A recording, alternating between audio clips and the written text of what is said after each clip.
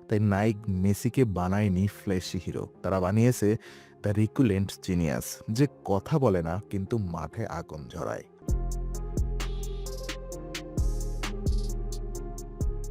তো সবচেয়ে নীরব মানুষটা কিভাবে পৃথিবীর সবচেয়ে বড় শব্দ হয়ে উঠল?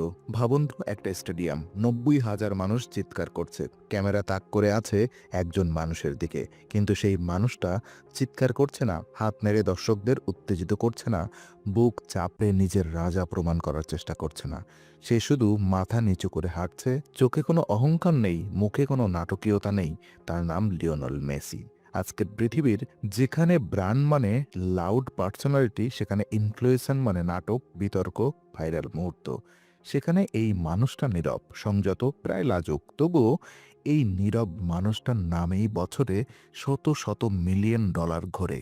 এই শান্ত মানুষটা বিশ্বের সবচেয়ে শক্তিশালী স্পোর্টস ব্র্যান্ডগুলোর একটি। প্রশ্ন হলো কিভাবে কিভাবে এমন একজন মানুষ, যিনি কোনোদিন নিজের গ্রেটনেস জোরে বলেননি, যিনি প্রেস কনফারেন্সে এক লাইনের বেশি কথা বলতেও চান না, তিনি হয়ে উঠলেন বিলিয়ন ডলার ব্র্যান্ড। এটা কি শুধু ফুটবল ট্যালেন্ট, নাকি এর পেছনে আছে একটা গভীর, নিঃশব্দ কিন্তু ভয়ঙ্কর শক্তিশালী স্ট্র্যাটেজি?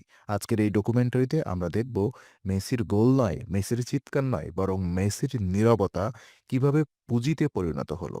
তো শৈশব, যেখানে শব্দ কম, সংগ্রাম বেশি। রোজারিও, আর্জেন্টিনার একটা সাধারণ শহর না, এটা কোনো রাজকীয় শহর নয়। এখানে জন্ম হয় না ব্র্যান্ড আইকনের, এখানে জন্ম হয় শ্রমিকের সন্তানদের। লিওনেল মেসি জন্মেছিলেন একটা সাধারণ মধ্যবিত্ত পরিবারে। বাবা স্টিল ফ্যাক্টরির শ্রমিক, মা ক্লিনিক জব করতেন। ছোট লিও অন্য ছেলেদের মতো চেঁচামেচি করতো না, সে খেলতো, চুপচাপ খেলতো, কিন্তু ১১ বছর বয়সে একটা শব্দ তার জীবনে ঢুকে পড়ে, হরমোন ডিফিসিয়েন্সি।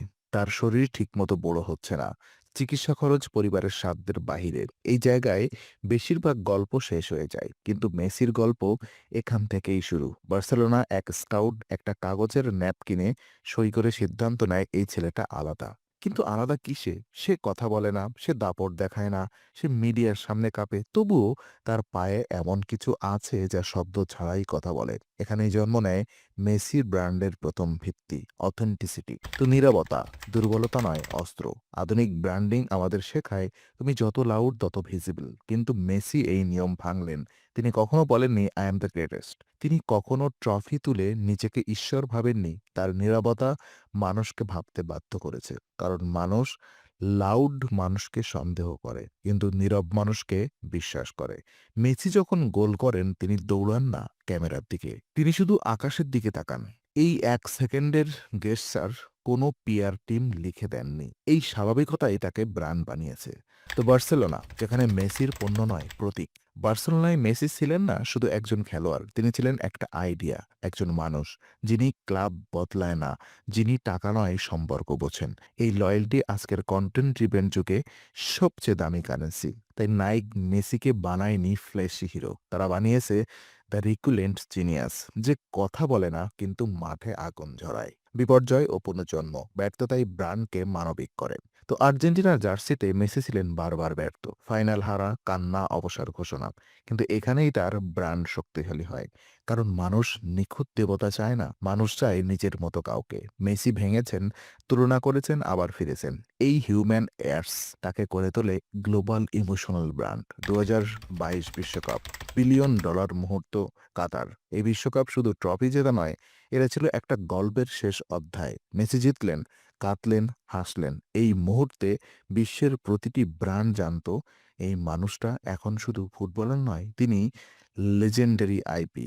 একটা প্রজন্ম, যা প্রজন্মের পরে প্রজন্ম বিক্রি হবে। তো শান্ত মানুষ, ভয়ঙ্কর অর্থনীতি। মেসি ইনস্টাগ্রামে চিৎকার করেন না, কিন্তু তার এক পোস্ট বিলিয়ন মানুষের কাছে পৌঁছে যায়, কারণ তার অডিয়েন্স ফেক নয়, তার বিশ্বাসযোগ্যতা তার সবচেয়ে বড় অ্যাসেট। তিনি কোনো স্ক্যান্ডাল দিয়ে ট্রেন্ড করেন না, তিনি ইতিহাস দিয়ে করেন। তো শব্দ নয়, সত্য। এই কারণেই মেসি বিলিয়ন ডলারের ব্র্যান্ড।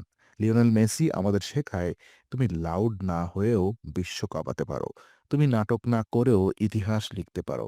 এই পৃথিবীতে সবচেয়ে শক্তিশালী ব্র্যান্ড সবচেয়ে বেশি চিৎকার করে না, সবচেয়ে শক্তিশালী ব্র্যান্ড চুপচাপ নিজের কাজটা করেন। এটাই লিওনেল মেসি।